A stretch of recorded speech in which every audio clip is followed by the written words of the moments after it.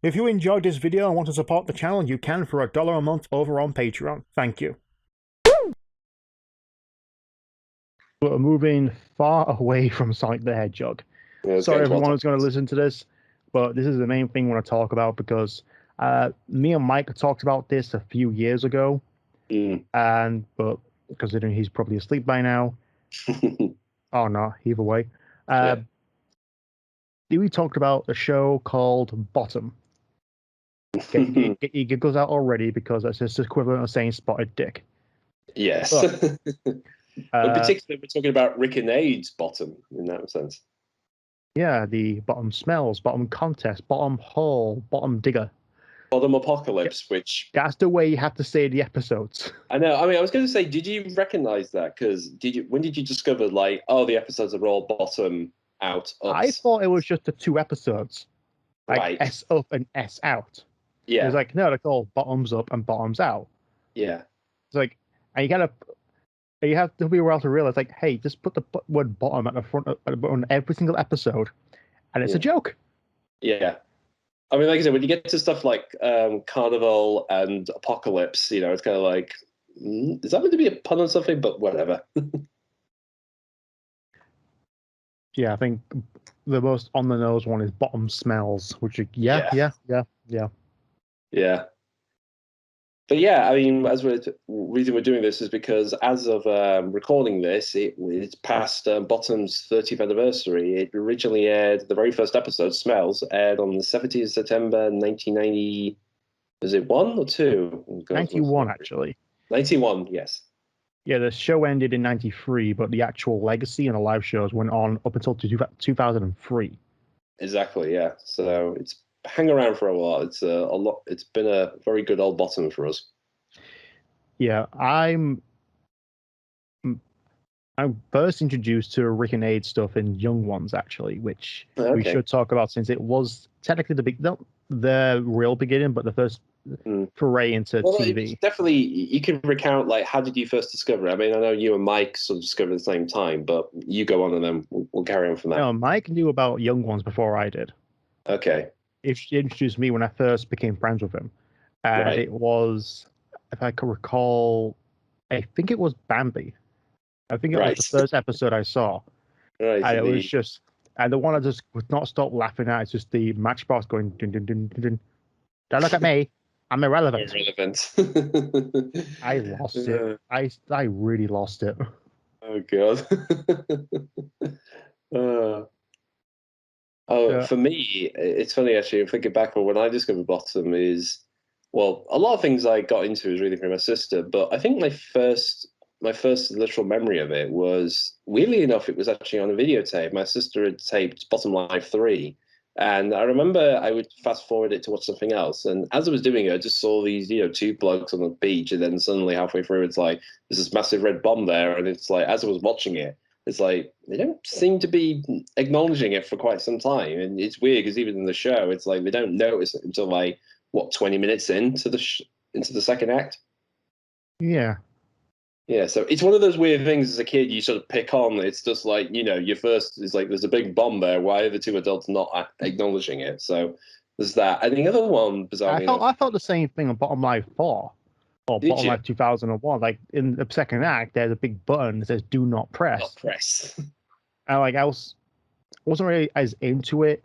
I just kind of fast forward through the whole thing. It's like hit the button, hit the button, hit the button. It wasn't until like the last 2 minutes they hit the button. Yeah. Yeah, I mean, even then, they've spent half that time just going, you know, why are we here? What is this place? And is it hell? Is it alien? Whatever the hell it is, you know, all kinds of crazy stuff. Yeah.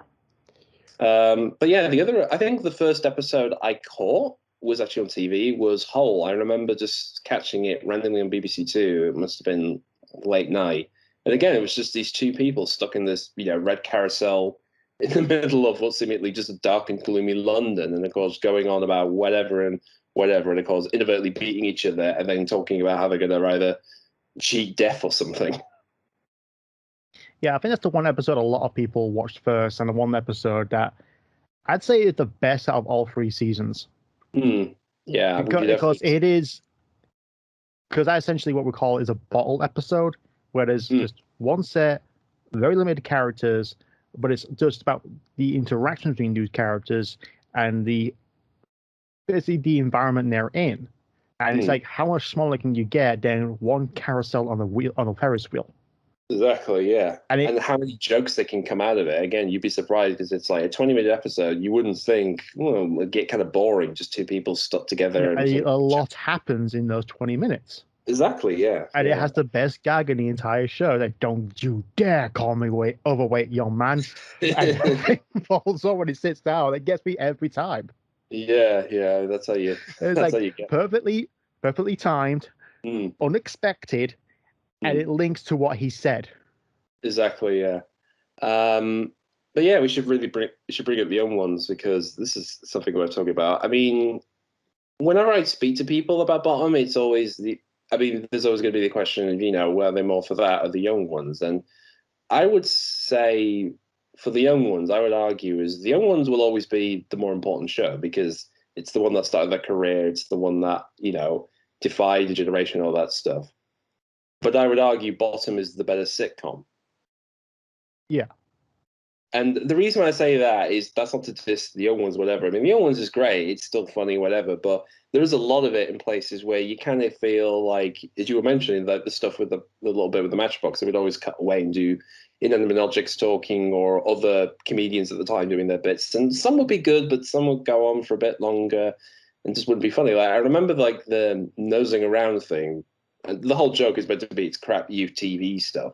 But that goes on for ages and it's just whatever. And then the only funny bit really is when Rick finally kicks in the bloody TV. That's like the high point of that whole. One little bit I like is basically they're talking about I'm 16, but I can't drink in pubs, and it cuts to the guy just sniffing glue. Just like, yeah, I wonder why they'll let people drink in pubs.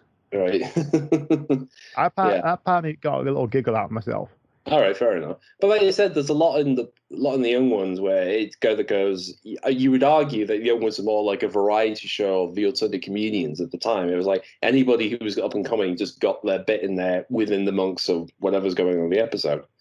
Whereas Bottom is more, again, you said it's a traditional sitcom. It's basically two people stuck together, pretty much on the lower end of life. These are like they have no prospect, no jobs, nothing, and yet it's what do they do? And it's just the antics of these two ridiculous, slightly, you could argue, very unapproachable men, basically.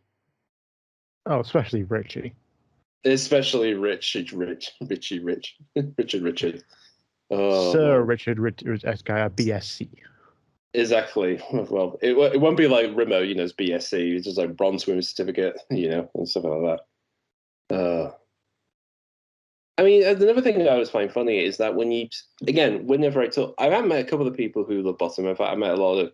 It's interesting when I meet women who enjoy Bottom, because I know my sister, for instance, can't watch Bottom. She just can't stand Mayall as Richard. She doesn't have it against Mayall, but it's like she just can't stand that characterization of him.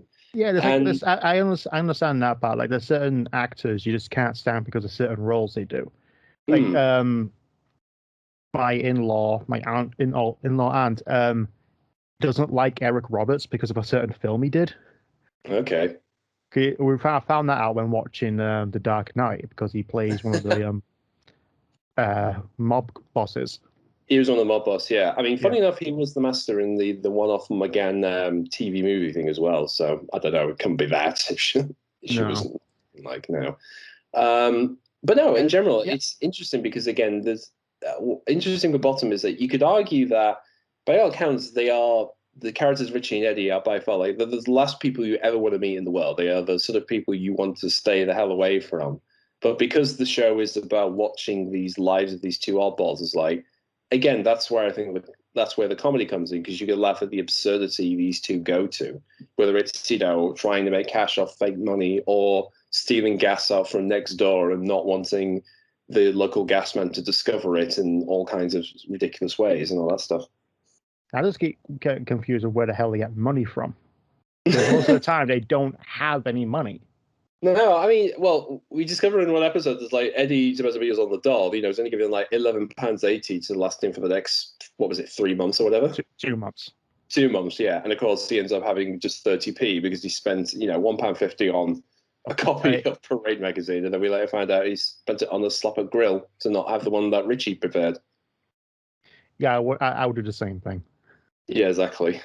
Well, to be honest, at the time, I would have spent it on a bunch of baked beans and bread because it was like, what, 10 cents a can at that time? It was it was the early 90s, so I don't know. You do inflation. I think Netto was still a thing, wasn't it? Netto's, yeah, it was. Yeah, I'm surprised. Yeah. They did have a quick save, actually, in one of the live shows. You see Richie coming in with bags of quick save. Yeah. That was bought out by Summerfield, and then that was bought out by Cooperative. Oh, God. Wow. Hot Fuzz now is so dated. I know. Everything gets dated. I mean, hell, this is a good example. I mean, actually, a good example here is that when the very first episode they did was Contest, which didn't get aired, and it was aired third. It was the third episode, yeah. It was the first one recorded because they used "I Reached My Bottom," which basically is like, it's not only I would say the name of the show is not only just it's a pun on the word bomb or butt or arse, but it's like these are, like you said, the bottom of the barrel people. They're at the lower end of everything. So at the bottom, here are the bottom people. Yeah, there's always been like the rumor it was going to be called "Did you see my bottom on TV last night?" Yeah, that's why they giggled in Live 3. Yeah. But you'll see my bottom. Yeah, exactly. But as you said, I mean, it just fascinates me. Go on. You were going on about Contest. I was going, yeah, because Contest, was effectively the pilot episode. I think it was actually made in 1980. I think it was actually made in 1988 or 9, bizarrely enough. If you go and watch it, the quality of the video footage is a little grainier compared to the rest of Series 1. And also, you can see Aid's got a bit more stubble in his hair, so he hasn't completely shaven everything off. Yeah, it's still kind of working out what to do with this show. Like, what can Rick and Aid do as a comedy duo that no one else has done on TV at the time? Yeah. I mean, you have to remember that the thing with Rick and Aid is, of course, that if you look back at their history, they technically started out as a double act anyway. They started out doing a gig called The Dangerous Brothers, which is Richard Dangerous and Sir Adrian Dangerous, where they would try and pull on the show, and they would do dangerous stunts from burning Adrian with setting him on fire, or crocodile snogging, or other kinds of things. And they used to do this for a bit, and then of course when they got to the young ones, and they did another show called Filthy Red Cat Fights. They kind of developed those characters that Richie would be the kind of somewhat in charge character, the ego-driven one, where Aid would be the somewhat befuddled, but also kind of, why are we doing this? Hang on a minute. Yeah, the more sidekick but more grounded one. Yeah, like I said, you in a way you could view like Richie and Eddie as like, what if Rick and Vivian grew up? It's like they finally they survived the bus crash. What they actually grew up and had lives, and this is what they turned out to be in a way. I mean, by all accounts, for their backstories, they're not, but you can imagine them in that sort of like, this is them in their middle age. I would believe Adrian Edmondson's character from Teenage Kicks, that Channel 4 sitcom. Oh yeah, for one season. I would believe that is Vivian grown up. Then Eddie. He's grown up and now he's living with his like other kids and whatever. It's 2 kids and their roommate. Yeah. Wow, that was a good few years ago. That as well. That was a long while. Yeah, there was another thing they did called Mr. Jolly Lives Next Door, which I kind of view that as like, that's kind of the Dangerous Brothers and sort of like in a more revamped for like a one-off comic strips series. It's something that the comic strip presents. That was a goddamn name. I'm trying to remember it the entire time. Yeah, I had this bad habit where if I forget something and I try to remember, I do not use Google. I know it. I will remember it. Comic strip. They actually formed the comic strip, and that's where a lot of BBC comedy actually came from. Not to mention Nigel Planer and Alexi Sale also got started as well. Dawn and French Saunders and Dawn French, those two. Yeah. Again, weirdly enough, the young ones, ironically, the young ones were rejected initially, but then they brought it because when Channel 4 started off with the comic strip presenters, like, oh, hey, we got those same actors. It's like, oh, they made a show, didn't they? Oh, we should put that to series. So that's how that got kicked off. Yeah, because they had these archetype characters on stage, and like, okay, let's put them all together. Yeah. And like I said, effectively, I think well, I can't remember who was going to be Mike. I can't remember who was going to be Mike originally. He was somebody from the comic strip initially. It was one of the other actors, but then he couldn't turn up, so they ended up getting Christopher Ryan, who was like a last-minute replacement. But again, he fit the role well, and ironically, he came back to play Dave Hedgehog in the bottom of all things. Yeah, and Stephen, God damn it, Stephen O'Connell. Yeah, Stephen O'Connell. Yeah, Stephen O'Connell. He went on to actually have a TV sitcom with Lee Evans. Yes. So what? Yeah, I do remember that. So what now? Oh, yeah. So now what? I keep getting it confused. Yeah. Again, all the different things. But yeah, I mean, the fact is, I mean, that was the thing that you said with Bottom is that effectively the majority of that show is just Rick and Aid being on the round, either in the flat or in a secluded area or whatever, and just doing the entire thing themselves. I mean, you think about it, like most sitcoms, whether it be big ensembles, you would have other characters to play off with, but Rick and Aid would hold the show on their own. And that, you could think about that. It's like there's not many people who could do that, to do just a show where it's just them two, and considering they did 5 live stage shows as well. That's a lot of effort. And a movie. Yeah, and a one-off film. But that had a lot more characters to work with, and it was Simon Pegg's first film as well, apparently. Yeah, that's the irony is, of all things, this is where Simon Pegg got his first feature film of all things. He plays, I mean, I think he's called like Mr. Nice, and like the Nice Family. It was Mr. Nice and the Nice Family. Yeah, exactly. And weirdly enough, he's got like one funny line is in when he's getting hoisted by his nipple ring, which is. What was it? Lady Diana, Princess of Wales, smack me up, you bitch. Yeah, that's the one thing. That's the one funny bit he's really got in that entire film. I don't know. Him trying to talk when he's throwing up was fun, and just their reactions like, "Okay, you done yet? Please stop." Yeah, I mean that is funny. Yeah, I mean, it's kind of pathetic because he is clearly my favorite singer. Oh, fucking doctor. Yeah, exactly that whole thing. Yeah. We're jumping about on this, aren't we? Christ. Yeah, but I was going to bring up as well. Like that's why the episode whole is so good. It's not only because usually episodes when it's just two of them in a flat, they got a lot of space to work around. This is like just what a 5x4 space, and that's it. Yeah. And again, I think there's something to be said about arguably having a show. I think one of the other things that happened in the mid-90s is like you could. Because at the time you had this Men Behaving Badly, which was kind of lumped in that sort of like early 90s laddish culture, which is, about men being outrageous or whatever. And I can't remember who played in it. I know one of them was Harry. God damn it. Harry Enfield. Christ. Harry Enfield was in it. He was actually in the first series. Then they replaced him with they replaced him with eventually Bob the Builder, of all things. Gary and Tony, I mean, those are the characters' name. I mean, if the difference between, I would say, Richie and Eddie and Gary and Tony is, and Gary and Tony are effectively meant to be grown-ups, but when they're together, they act like, juvenile drunk idiots. But like one is in a relationship and the other one is pining for a woman, whereas Richie and Eddie are constantly pining for a woman. One is constantly drunk and the other one is just a man who has no understanding how a woman works, let alone how to even chat one up. Yeah. That's one thing I get onto as well, because you talked about like certain people, especially females, don't like Rick as a character.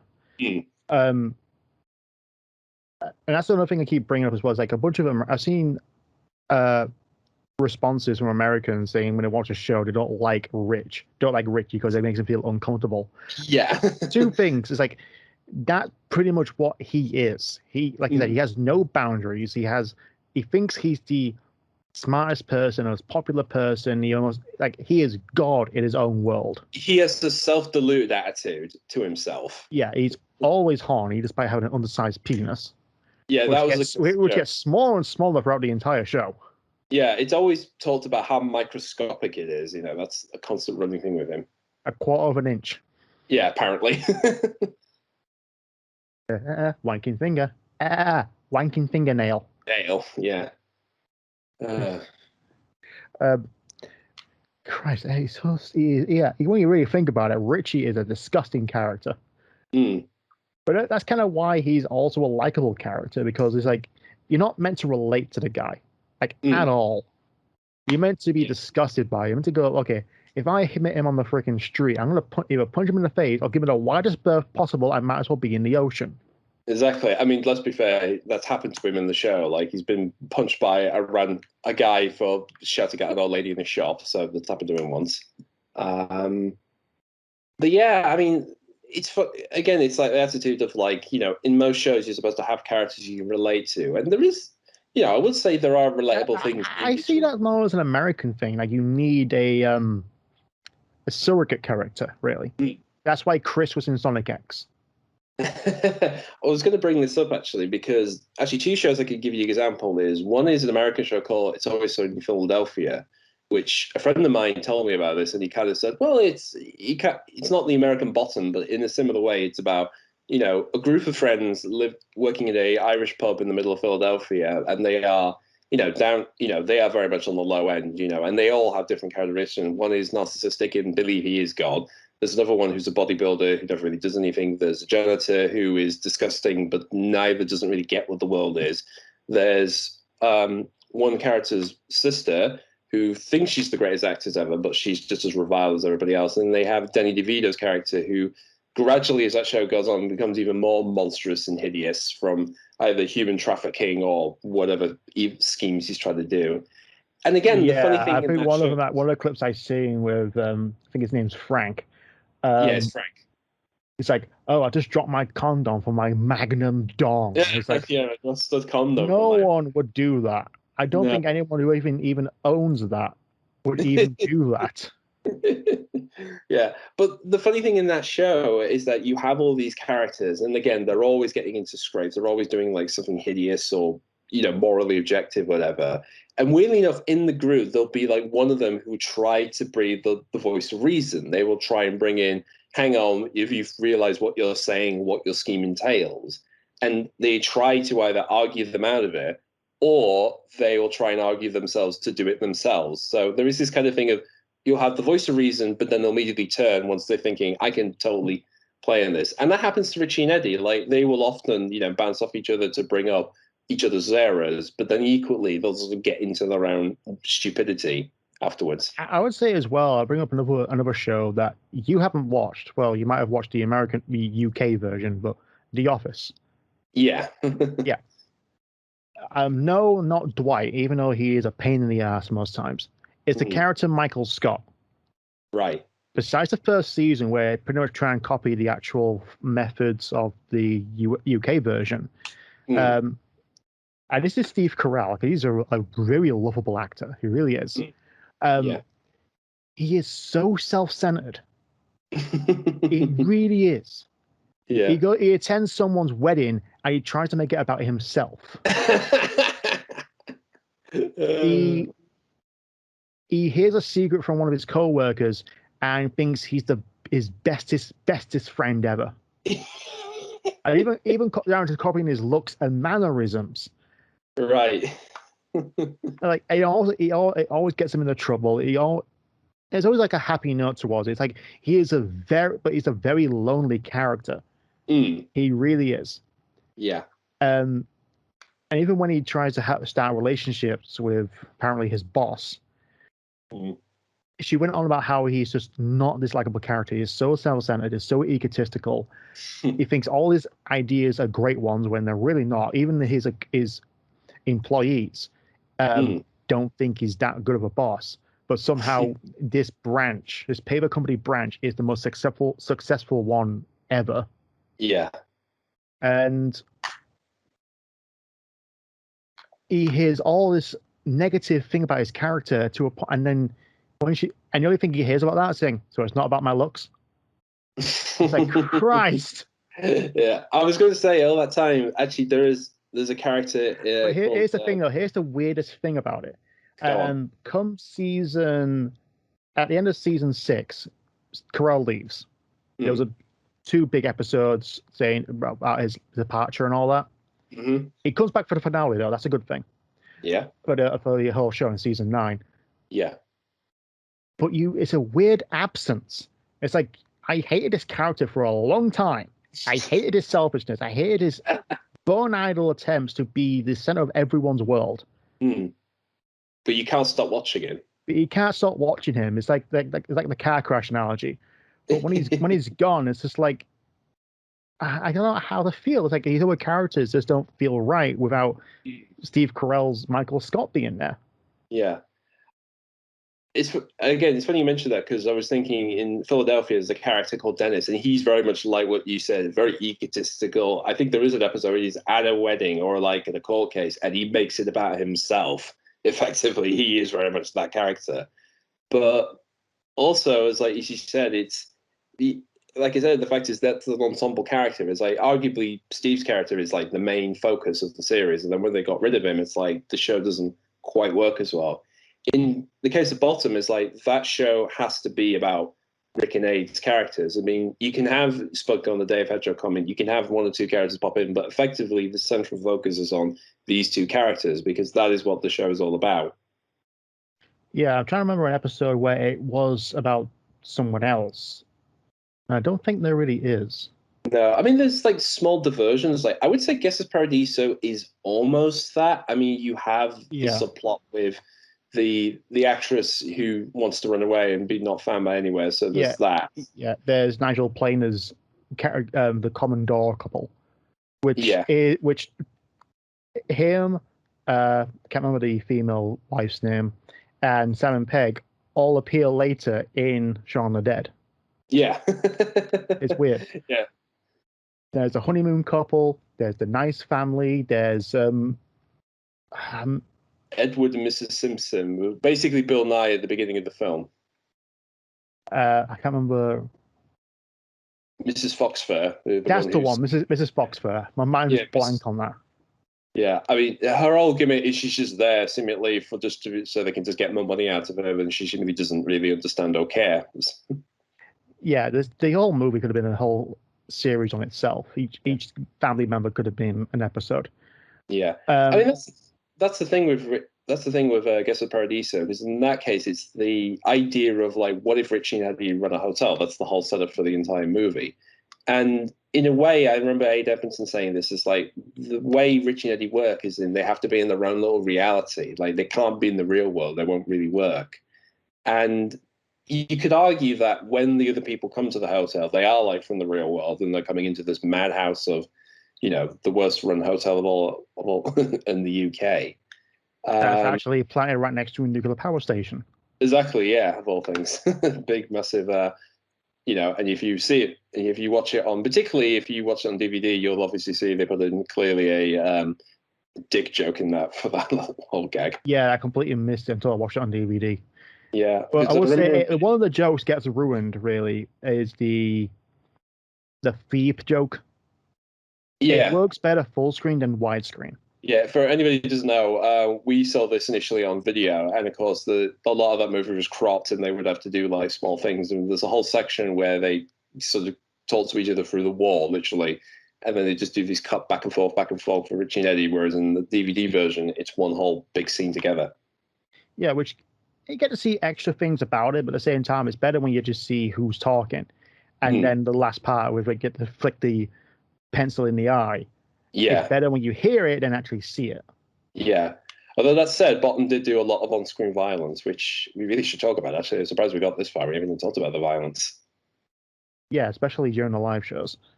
Yeah. I mean, the common conception with Bottom is just, it's just freaking A, beating each other, pretending to hurt each other with rubber things. It's like, no, they do really go at it, and you'd be surprised how often they actually come close to hurting each other, especially in the live shows.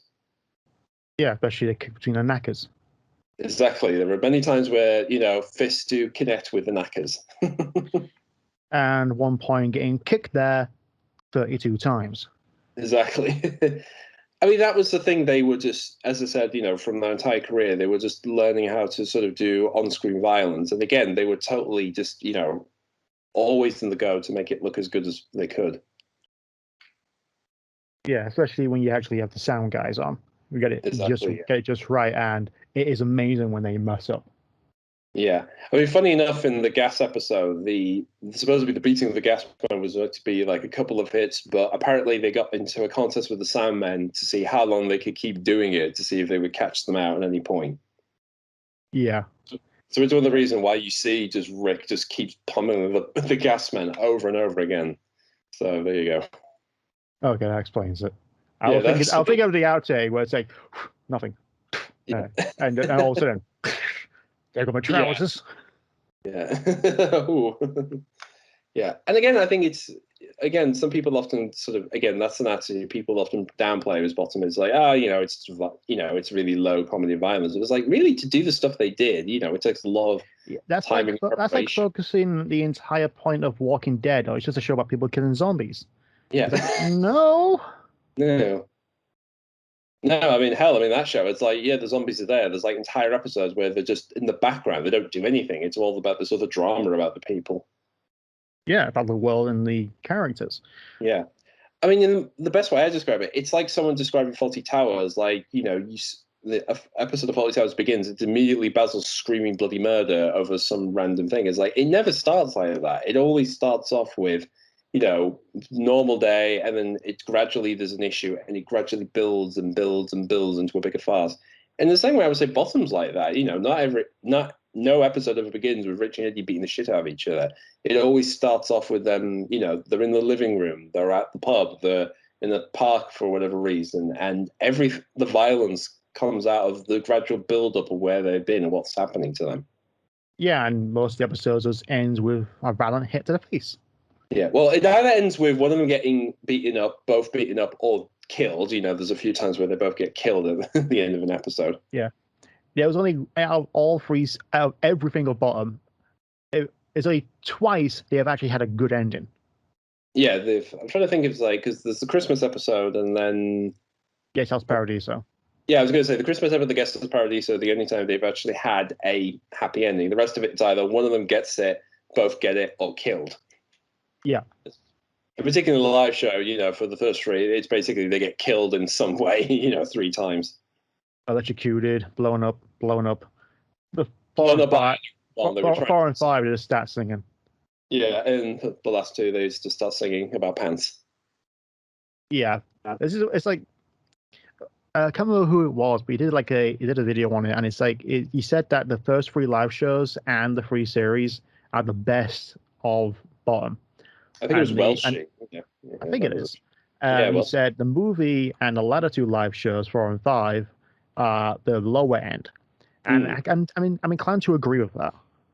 I mean, yeah, I mean, the first 3 series is still pretty good, and the first 3 live shows. I mean, Guess of Paradiso is something I remember when I watched it. It's like my attitude is like it starts off well. I think pretty much from the beginning to right as Bill Nye punches Rick in the face. I think that is pretty good. That's like a good solid that's 15 the first act, really. The first act of it, that's like pretty good. Then once it gets into the Nice Family and the Gina Carbonaro coming in, it slightly lowers down a bit, but then it builds up eventually with the fish discovering the radioactive and then the vomiting. And that's act 3. Yeah, like I said, so I would say the first half is pretty good. The second half slows down, but then the third one builds up back again. Yeah, but it's kind of here and there. That's kind of like I said, the 3-act structure of how most films actually work. Your middle part is always downplayed, but you kind of tag along. Got the intro part was really good, so let's just kind of continue on, and it does build up. Yeah, and I think actually, I will always laugh at the part where he has to go between 2 trucks. Running over. Oh yeah, the driving through a bunch of trucks and then squeezing through it. Yeah, squeezing through it, and you see a bunch of sparks come up, and it gets me every time. I don't know why. It's such a simple gag. It's a Wile E. Coyote gag. I mean, that's the thing. Every the violence time. In Bottom. Yeah, we should say the violence at Bottom. It is Looney Tunes. It's Tom and Jerry. It's taking those aspects but doing it to real people. It's effectively, let's take that level of violence and put them to these 2 characters. Yeah. And later in the movie, in the second act, before the third one kicks on, is inflating the spiky red underwear.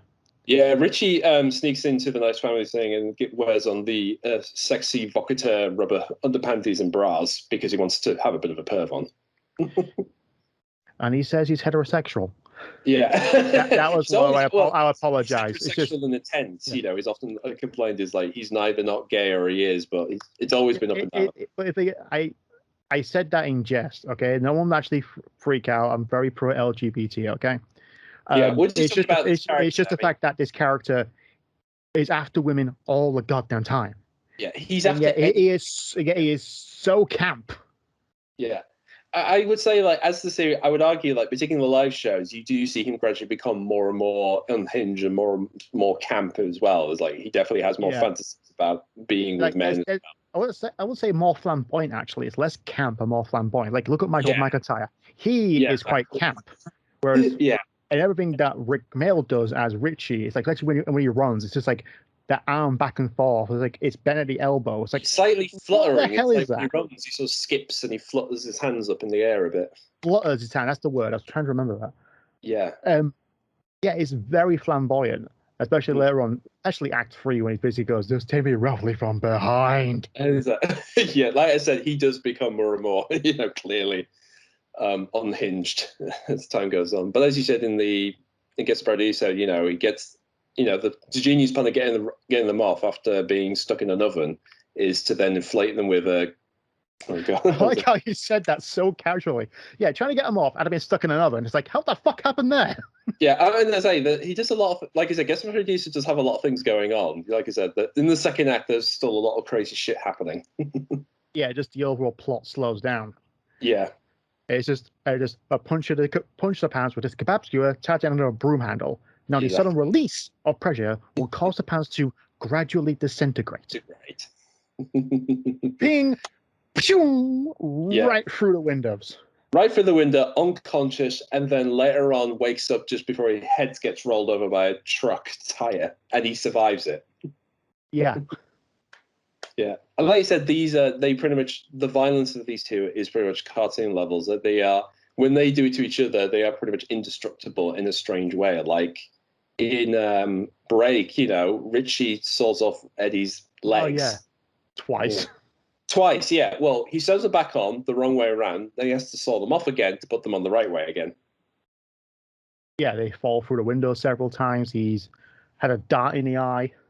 Yeah, dart in the eye, dart in the forehead. Richie's had a dart in the back of his head, in his hand, and then in his throat at one point. Yeah. That is the best part of that episode. Yeah. But like I said, I mean, to do this level, as in clearly they do think about how it's going to be presented. They obviously will figure out, how they're going to act it, how it's going to be shown on camera, and the physicality. It's like, again, it takes a lot of effort to make this look good. Like if it was just, they're pretending to hit each other and it doesn't really hurt. It's like you can tell when it's crap. You can always tell when that's just crap. Yeah, like in the episode of the dart, his head goes down and it's suggested that his eye gets skewered by a tent pole. Yeah. Like the angle makes it like it did, but it's like obviously that's one of the most pantomime tricks you can do. But it's the angle and the sound effect and the reaction that really sells it. Yeah, exactly. Because like I said, this is how to make it work. Because believe us, when they do it, when they go in full force for each other, they really do make it look like it really hurts or it's really painful. I mean, hell, in the very first episode, they have a skewer of him trying to pull a hair out of his nose with a pair of pliers, and of course it's whacked on the sink, the floor, toilet, smash in the face, and then pulling the bathroom cabinet and over Eddie's head. Yeah, and then get punched and hits his face on the banister. Yeah, through the door, on the banister, onto the ground again. Wait, this is stupid. Yes? Yes. Oh. I could quote every single fucking episode. That's how many times for as long as I've known Dan, I mean, pretty much, in fact, I've known as long as Dan, both him and Mike could do the entirety. I think you said once, which live show you could do the entirety, you could easily act out? I think I could have done... it's been a while since I've tried to recite it, because sometimes I get bored at work. It's just me for like a good 3 hours. So I just kind of recite it in my head, and I get kind of skip over the entire scene. But I think a majority I could do with bottom line 3. Yeah. But me and Mike, we could just start off with something like we were talking earlier today about. I showed him. No, it was yesterday. I showed him a picture of the Halloween serials that came out, the Count Chocula trilogy and all that. Yeah. He says 6 boxes of each, please. Cheeky git. And I said, money first. And his first response to that was, put it on a slate. You haven't got a slate. You have? No, you haven't. I demand to see the landlord. And we did the entire scene. Yeah. That entire bit. Unprompted, but we just went with it. Yeah. But that's what me and Mike do. As soon as we get an opportunity to actually recite bottom, we will go for it. You just straight into it. And at one point, we, when Mike was here with Morgan, James, and Sam, me and Mike recited an entire episode in the car on the way to the airport. Personally, I will say this as well, Mike. If you're listening, I'm sorry, but at that time, I really didn't want to recite an episode because I did not feel mentally sound that day. I just could not be asked, you know. But I did it. Okay. Yeah. It was raining. I was miserable. I was slightly tired because hey, I had to fucking drive there. That was fun. So. Then again, I have said, and you two have been in the car as well, and pretty much you two could just talk the entire journey anyway. So I know that from experience. Yeah, you should be here when Mike and Morgan were talking. Christ, oh Lord, oh Lordy. It wouldn't stop. It's like look after two kids. That's the first time. Two grown kids. Two grown kids. It was like the first time in a long time I actually had a nap during the day. I do that now, but back 4 years ago, I didn't take naps. Not at all. Oh dear. Yeah. I mean, I can go. Yeah, but as I said, it's been 30 years of bottom, and I am still surprised to hear people who still appreciate the show over the years. In fact, as I said, the one thing that's sort of caught up and something I've sort of semi been involved in, there's been a podcast series called Talking Bottom, which is 3 people who've done the entirety 3 series movie and stage shows, and they've gone all into the subjects about when they were made and the time they were done and sort of the reception as they were, really well done. But then apparently they're now going to be doing a book as well. But since then, there's been this sort of, on the internet alone, there's been this sort of real appreciation of bottom as well. Like, guarantee you will find a post image. If you do any of those like meme pictures, there's going to be one of Rick out there. There's going to be one image of Rick's face on something, guaranteed. Yeah, which is unfortunate because he died back in 2014 due to a cardiac arrest. Yeah. I mean, that was the weird thing because at one point he had a quad bike accident. The story is when they were back in 2000. It was actually earlier than that. I think it was like 90. I think it was around the time they were doing the 3rd live show. Actually, I think that was around about that time. I think the tour ended though. I think it ended, but it was around about the time because they were doing that along with planning to do Guest House. And it was in the middle of that, he fell off his bike and had the accident. And one of the stories was supposedly they already had a massive clot in his brain and they were going to operate on him. And there was a 50-50 chance he would either pull through or not. But when they come to check his head, it had just gone, it just dissipated, surprisingly. Yeah, and the first thing he said when he woke up was, "So you're a bastard because jabbing me with needles." Yeah, well, he has claimed to fame that he was dead for like a day longer than Jesus, so he technically outbeat Jesus, apparently. I think that was the title of his book, wasn't it? Bigger than Hitler, better than Jesus, I think. Yeah, that was it. That's the thing. Yeah, the picture was his face on Jesus. That's what it was. Yeah, we should definitely say that Rip Mayall. It's funny because he has spent an entire career playing really pathetic men. He's played a lot of very, sad, wannabe loved people over the years. From Young Ones Bottom, New Statesman, Kevin Turvey, loads of other crazy stuff. But he's always played in the weird ways, like whenever he's been interviewed, he's always played it as in, yes, I am brilliant, I am amazing, and women want to be with me and all that stuff. Which I'm surprised. The role where he actually wins every time is Lord Flashheart. Yeah, and Blackadder. Yeah. But yeah, it's strange that he's always had that slight, you could argue, ego with him whenever he's been interviewed or whatever. And I'm surprised people didn't always find that annoying, but people loved him for that. People loved him. He was titled the Lord of Misrule. Yes, exactly. He was the Lord of Misrule for his tribute documentary thing. Yeah. I mean, Negan the other way has been slightly more quiet. I mean, in many cases, it's weird, as you said, because my mum pointed out, he's actually been playing a lot of villains, actually, in the last few years. He's been in a few other drama shows. Star Wars. Yeah, he was in Star Wars. I will say this with Star Wars. When I saw The Last Jedi, I was every time he was on screen, I was grinning. I was just grinning as it just like just seeing him there. This was like surreal, but in a weird way, there was a part of me slightly sad as in we never got those two together in that film.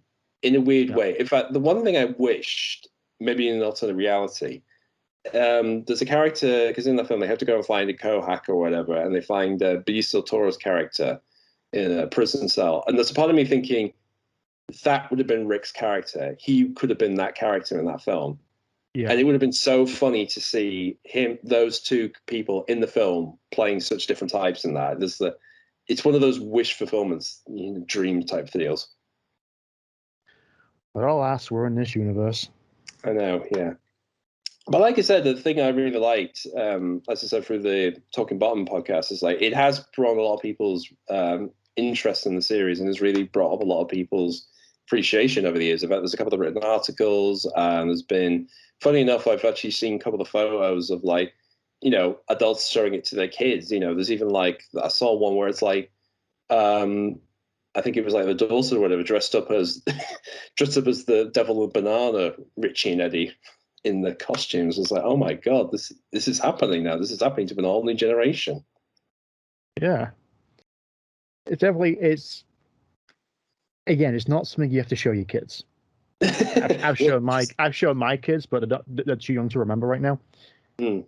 But again, I've also shown them Rick and Morty. So yeah. But like I said, that's an interesting thing because you being an adult, it's like, when would you feel like, do you want them to discover bottom themselves, or will you try and introduce them to them? I'm going to try and introduce them to them. Like I'm trying to get introduced into gaming right now. He's still too young, but I gave him I have Mario Bros on my Wii, and I got the NES Classic controller that's attached to it. Like, gave it to him, like, see what he does. He died on a Goomba 5 times in a row. He's like, all right. He's got a lot to learn, but he'll get there. Yeah. But yeah, like I said, I just find it fascinating that for a show that has often been, you could argue that Bottom has sort of been in the shadow of like the Onwards. It's always been like the second fiddle show, but as we've probably rambled through here, is like there is genuine love for the show. And again, I think a lot of people have kind of had an appreciation for it over the years because there is a lot in it. I think if you think of it as just, frying pans and fart jokes, it's like there is more in it. There's a lot of character play in the show. There's a lot of back and forth between Rick and Aid. And like I said, that is the heart of what that show is. If anything, it is the definition of what you say a sitcom is in make me laugh from just as little stuff you have, from literally just be on the stage, entertain us. And, every time those two runs on camera, it's like they never fail to not bring a smile to anyone, I think. Yeah. And plus, if you're lucky and are still on there, you can find the live shows on YouTube. Yeah, it's one of the great joys. And probably when you're editing this together, you actually just show clips of it. So there you go. You got free. You're introduced to Bottom anyway, folks. Yeah, I can't do that on this. Yeah. It has to be some random gameplay footage to actually get the video and be a bit entertaining and not show anything copyrighted. Yeah. Because fuck me. Although funny enough, I'll say this. Funny enough, weirdly enough, for the DVD, I guess it's Paradiso, there was this weird thing. If you put it in the PC CD-ROM drive, you could actually get this like weird flash playing fighting game of Richie and Eddie in it. I have to find that. You have to find it. There is footage of it. I mean, it's very short, but I promise you, this was a thing apparently back in the day. In fact, also, I think somebody also did a footage of like wrestling game where they got like character skins of Richie and Eddie in there as well. So there is stuff out there. Yeah. That's 30 years of Bottom. I am older than Bottom somehow.